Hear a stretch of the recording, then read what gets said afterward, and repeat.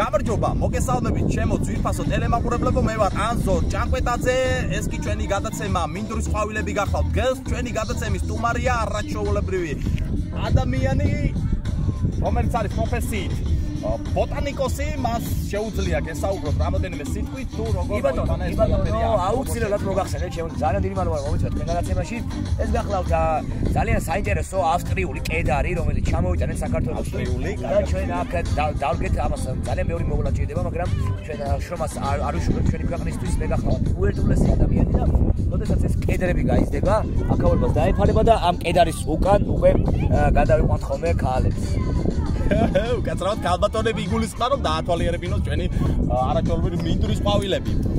მინდვრის ყვავილებს რაც შეეხება, ჩვენ დავდგეთ ია, შოშანი, ეძელა, ყველანაირ დავაშენეთ აქ, იმიტომ რომ ამ ყვავილებს შემდეგ დავკრებთ თუ არა ამ ყვავილებს შემდეგ მივართოთ ქალბატონებს და უფრო გაგვიადვილებო მათი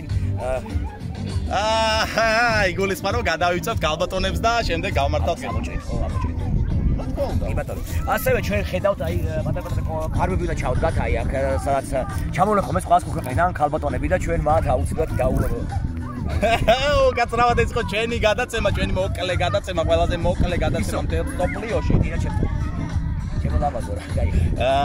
ეს კი ჩვენი გადაცემის სტუმარი გახდათ გოჩა ჭანკვეტაძე, არაჩვეულებრივი ბოტანიკოსი. მოდი პაპასთან.